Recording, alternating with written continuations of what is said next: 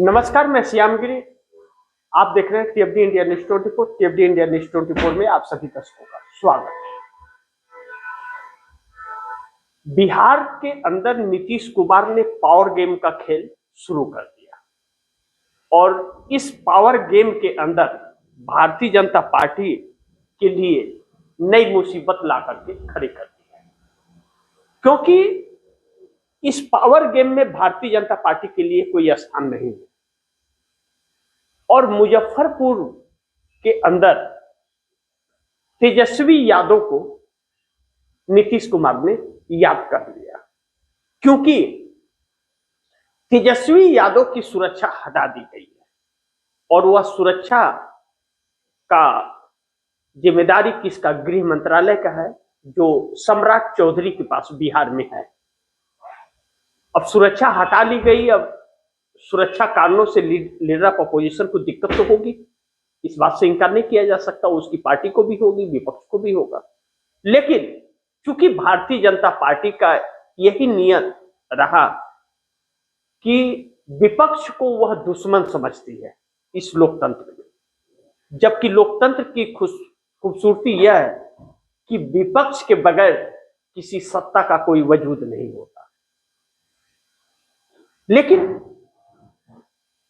Bharatiya Janata party से इससे ज्यादा आप और उम्मीद भी नहीं कर सकते। लेकिन यहां जिस पावर गेम का जिक्र मैंने किया, अब पावर गेम यानी कि सत्ता की चाबी,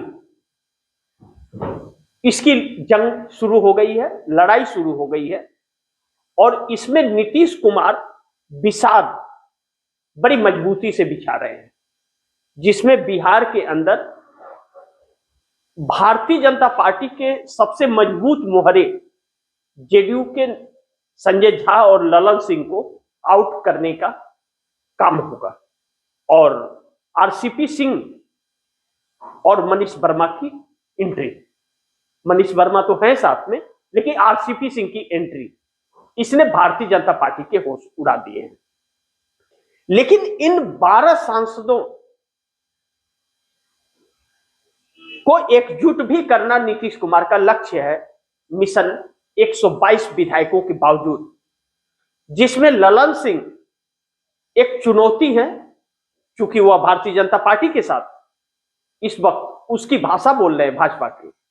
लेकिन नीतीश कुमार की रणनीति जो है ललन सिंह की मजबूरी बन जाएगी, क्योंकि उन्हें राजनीतिक भविष्य रखना है अपना बचाकर, तो उन्हें नीतीश के साथ खड़ा होना ही पड़ेगा, चाहे मन से या बेमन से। लेकिन बिहार के अंदर सत्ता परिवर्तन की आहट अब बड़ी तेजी से सुनाई देने लगी है। जो नीतीश कुमार बिहार में सत्ता परिवर्तन करने जा रहे हैं, यानी कि विपक्ष के साथ मिलकर के करने जा रहे हैं, इसकी पूरी दिशा पावर गेम को लेकर के बन गई है। भाजपा को किसी भी कीमत पर अब बिहार के सत्ता से दूर होना पड़ेगा, जो भाजपा बिहार में सत्ता पर काबिज होना चाहती थी। यानी कि भारतीय जनता पार्टी बिहार तो खोएगी और केंद्र को भी संकट में डालेगी।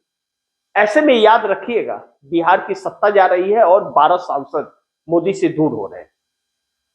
लेकिन दूसरी तरफ जो बड़ी चौंकाने वाली है खबर, जो आप दर्शकों को अचंभित करेगी, कांग्रेस की बिहार समिति की बैठक चल रही है और कांग्रेस बिहार के विधायकों को बैठा करके एक एक विधायकों से चर्चा कर रही है और विधायक दल का नेता भी डिसाइड होगा उस बैठक में ही। मल्लिकार्जुन खड़गे और राहुल गांधी की अगुवाई में यह बैठक हो रही है और एक एक विधायकों से चर्चा और बात हो रही है। भारतीय जनता पार्टी का जो मंसूबा था कांग्रेस विधायकों को तोड़ने का, वह पूरा नहीं हुआ और नीतीश कुमार को फुल सपोर्ट करने की भी बात बैठक में रणनीति बन रही है। अब ऐसे में नीतीश कुमार साथ छोड़ेंगे भारतीय जनता पार्टी का, तो भारतीय जनता पार्टी न घर की न घाट की, कहीं की नहीं बनेगी, क्योंकि भारतीय जनता पार्टी के अंदर भी बगावत का सूर जिस तरह से नितिन गडकरी के एक बयान से उभर पड़ा है, वह भारतीय जनता पार्टी के लिए बड़ी चुनौती के रूप में खड़ा हो गया है। ऐसे में नितिन गडकरी के उस बयान को याद कीजिए कि नितिन गडकरी ने यह कहा था कि अपनी इज्जत बचानी है तो इस्तीफा दे करके और मार्गदर्शक मंडल में चला जाना चाहिए।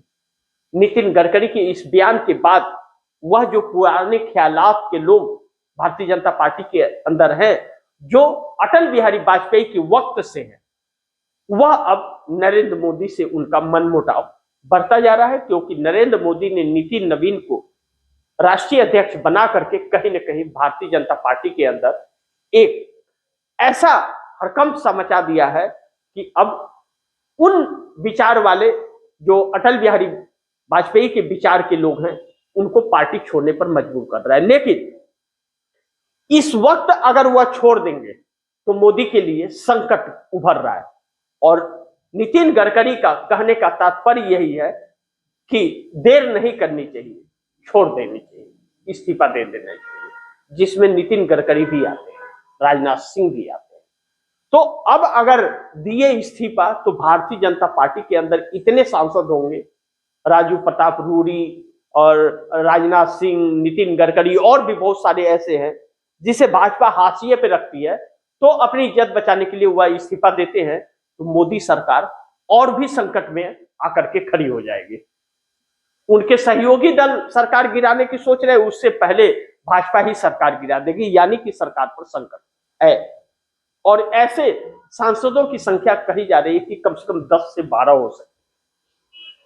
ऐसे में जब अपने ही सांसदों का सपोर्ट न मिल रहा हो तो दूसरे दल के, सहयोगी दल के सांसदों के सपोर्ट की बात कैसे कोई कर सकता है।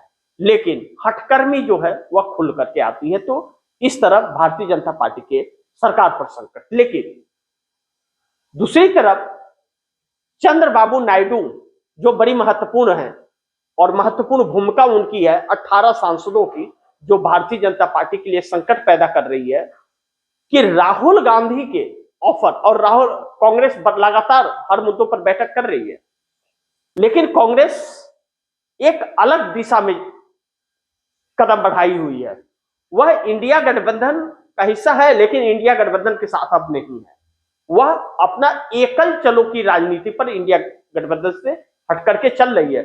जिसे जरूरत होगा इंडिया गठबंधन में, वह कांग्रेस के पास आए, बात करे, कांग्रेस उसको सपोर्ट करेगी।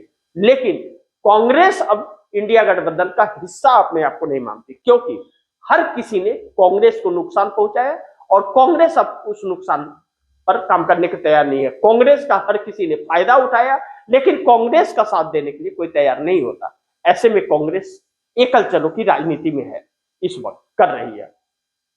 ऐसे में राहुल गांधी का दिया हुआ ऑफर चंद्रबाबू नायडू को अब रास आता हुआ और सपना पूरा होता हुआ नजर आ रहा है। चंद्रबाबू नायडू केंद्र की राजनीति में अब एंट्री मारेंगे, इस तरह की चर्चाएं आंध्र प्रदेश के अंदर बड़ी तेजी से चल रही है। और चंद्रबाबू नायडू की मजबूरी भी बनते जा रही है कि वह अब केंद्र की राजनीति में एंट्री मारे, वरना 2029 में सत्ता खो बैठेंगे। क्योंकि चंद्रबाबू नायडू का बेटे नारा लोकेश आंध्र प्रदेश में सरकार संभाल रहे हैं। हालांकि सीएम चंद्रबाबू नायडू हैं, लेकिन अब कहा जा रहा है कि बहुत जल्द राजनीति एंट्री मारेंगे केंद्र की राजनीति में। ऐसे में नरेंद्र मोदी और अमित शाह के रहते हुए तो यह पॉसिबल नहीं है किसी भी कीमत पर। और कहा जा रहा है इसीलिए तो अल्टीमेटम दिया गया है 1 फरवरी का। वह भी वक्त आ रहा है, नजदीक है, बहुत ज्यादा दूर नहीं है, ज्यादा दिन नहीं है, लेकिन कहीं ना कहीं एक सोची समझी रणनीति के तहत, क्योंकि कांग्रेस ने जो राह पकड़ी है वह राह हर किसी को एक कर दे रहा है। कांग्रेस के पास हर किसी को आना पड़ेगा, चाहे ममता बनर्जी हो, चाहे अखिलेश यादव हो। अखिलेश यादव यह जानते हैं कि पश्चिम बंगाल के बाद उत्तर प्रदेश का ही नंबर है। एक राजनीति अलग करवट ले रही है। चंद्रबाबू नायडू ने अमित शाह के दफ्तर में कह दिया है कि आपने हमारे वादे पूरे नहीं किए, तो हमारे पास राहुल गांधी का ऑफर है। बल्कि राहुल गांधी का ऑफर जो यह है कि कांग्रेस के पास 100 सांसद हैं, कांग्रेस 100 सांसदों का सपोर्ट करेगी और चंद्रबाबू नायडू प्रधानमंत्री की दावेदारी ठोकेंगे। होंगे सफल या नहीं, यह वक्त बताएगा। लेकिन पहली प्राथमिकता नरेंद्र मोदी की सत्ता जो नरेंद्र मोदी को सरकार से हटाना बहुत जरूरी है, क्योंकि देश एक उलझन में पड़ गया है। विदेश नीति हो, कूटनीति हो, राजनीति हो, हर चीज फेल हो रही है। शेयर मार्केट डाउन हो रहा है और रुपया 91 को पार कर गया। जो 90 से 91 के आसपास था, वह 91 को पार करके 52 के नजदीक पहुंच गया है। अब ऐसे में नरेंद्र मोदी सरकार बैकफुट पर है। चंद्रबाबू नायडू 18 सांसदों के साथ एक अलग चुनौती मोदी सरकार को देते हुए नजर आ रहे हैं। लेकिन महाराष्ट्र के अंदर एकनाथ शिंदे भी एक नया खेल खेलते हुए नजर आ रहे हैं। भारतीय जनता पार्टी से उन्होंने बहुत कोशिश की कि शिवसेना को भाजपा से अलग न होना पड़े, एनडीए से अलग न होना पड़े, लेकिन कहीं ना कहीं मोदी साहब की जोड़ी उन्हें मजबूर कर रही है एनडीए छोड़ने का। अगर एकनाथ शिंदे एनडीए छोड़ करके उद्धव ठाकरे के साथ घर वापसी करते हैं तो 7 सांसदों का के चक्कर में पड़ेगी भारतीय जनता पार्टी। अजीत पवार ने पहले ही कह दिया कि हम घर वापसी करेंगे, तो ऐसे में शरद पवार और अजीत पवार एकजुट होने की कगार पर हैं। ऐसे में 7 और 8 सांसद मोदी से दूर भागने के कवायद में हैं। इस तरह से अगर आप देखें तो भारतीय जनता पार्टी के लिए बड़ी संकट है।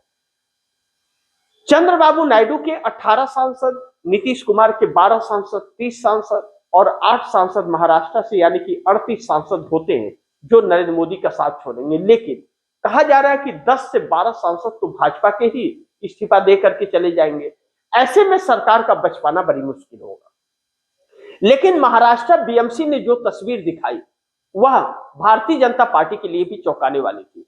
कहा यह भी जा रहा है देवेंद्र फडणवीस की नजर प्रधानमंत्री की कुर्सी पर है और नरेंद्र मोदी की विदाई करने के लिए, इसीलिए अलग अलग तरह से राजनीति भी की जा रही है। मैं नहीं जानता इसमें कितनी सच्चाई है, यह वक्त बताएगा। लेकिन देवेंद्र फडणवीस की नीयत सही नहीं लगती।